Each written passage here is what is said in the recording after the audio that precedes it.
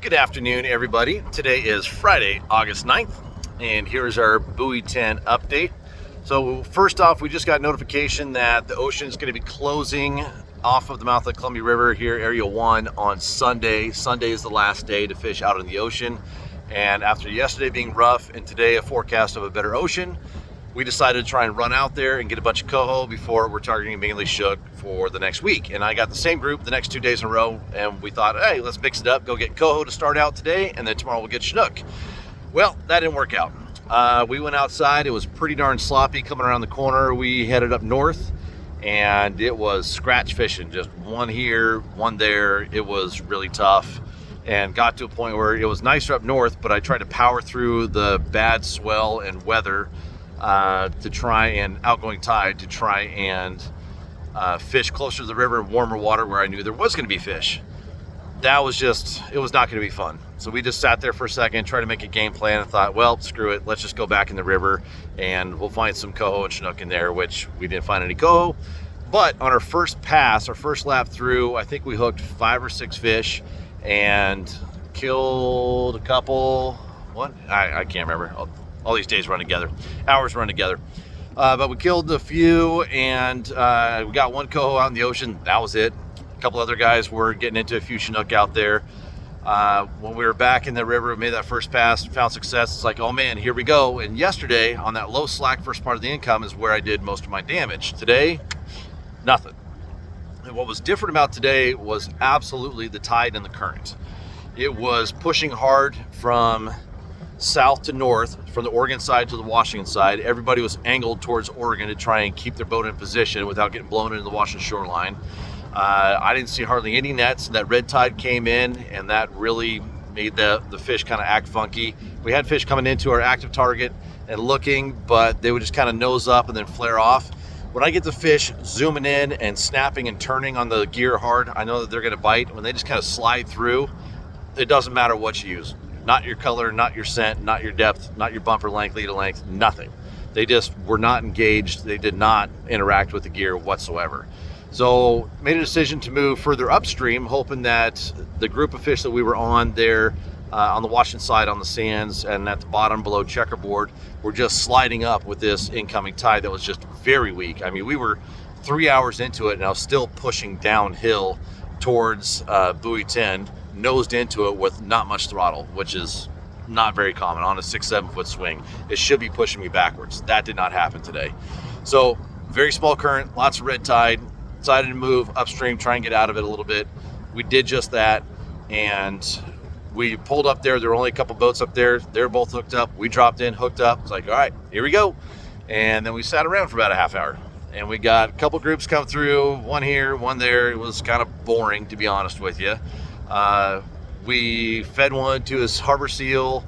We, I don't know, missed a few, lost a few. It was scratch fishing. You guys know from these reports that there are really good days down here, and for me, it was a mediocre day. Between making that decision to go out in the salt and wasting a bunch of time there when I could have been inside the river fishing the first part of the outgo, which was good for a lot of folks. And I think I made the right decision bumping up river, because it sounds like the guys from marker 1 to marker 5 really didn't see much. There was a good flurry for maybe about 20 minutes, and then it slowed way up for them too. So I think I made the right decision to move upstream, but I don't know. I was not that impressed with the number of fish in my active target or on my traditional sonar, or with the number of fish being caught. I know how many fish are in the system right now. I feel like we should have seen a lot more nets and had better action ourselves. That's my take on how today went. As far as gear goes, I noticed that the spinners that had the blue bead in the middle did not get bit as well as the ones that just had neon or a more contrasty orange-yellow bead in the middle, like I mentioned in, I think it was a report a couple days ago. We were talking about my spinners. That was yesterday. See, they all run together. Where I like to have a lot of contrast in the middle. Today it was like orange on red, red on orange, just a lot of that more neon, brighter, oranger color as opposed to having a blue bead in the middle. But I don't know if that was really truly the case or the fish were just not engaged today, but that's kind of what I experienced. But one of the cool things that happened here today is that I had one of my guys who works for me in Central Oregon, who also has his own guide service out in in like the Umpqua. Yeah, Roseburg. There you go. Yeah. Roseburg, but I'm trying to think. Like fish the North Umpqua, the South Umpqua, the regular. Dude, they all.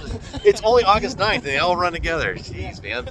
All right, Logan, stand over here. I want because Logan has never been down here before. He wanted to come see what Buoy 10 was all about, and I wanted to get his take on what he thought of the Buoy 10 fishery on a mediocre day for me, and what he saw with the fleet. There was plenty of boats out here, but everybody was kind of spread out into different clumps, different groups. So, Logan. What? Hold on. I gotta get the cameras up. All right, hold on, I gotta flip. Okay, now you can talk. Go for it, buddy. All right, so let's hear what you got for your first time here at Buoy 10. Yeah, so first of all, I had such a great time with Cody. Oh, knock it off. I did, yeah, I did, seriously. So first of all these reports, I've watched them before, and every day is different. It's good to have a game plan, and I mean, everybody like that I've ever heard that has fished out here, definitely watch for nets for sure, because we kind of did our own thing today and it really paid off. And I had like an absolute blast, and I learned a ton.